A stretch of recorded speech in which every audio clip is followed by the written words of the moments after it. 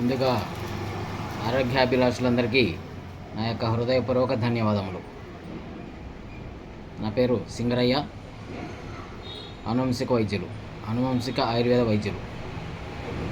ఈరోజు ఒక అద్భుతమైన ఆరోగ్యం రెమెడీ గురించి తెలుసుకుందాం.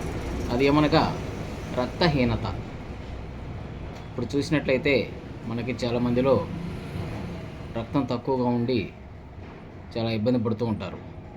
అలాంటి వారికి అద్భుతమైన రెమెడీ ఏమనగా గోధుమ గడ్డి. మనం దీనిని ఇంట్లోనే పెంచుకోవచ్చు.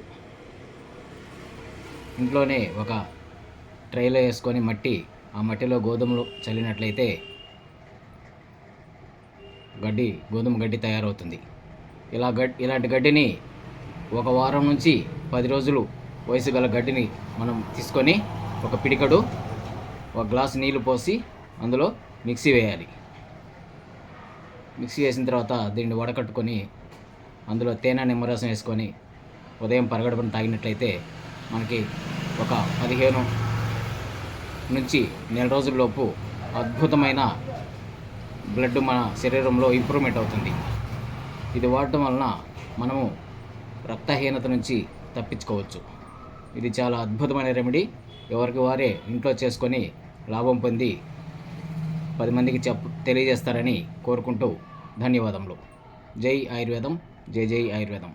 ఈ వీడియో నచ్చినట్లయితే షేర్ చేయండి, లైక్ చేయండి, సబ్స్క్రైబ్ చేయండి. ధన్యవాదములు.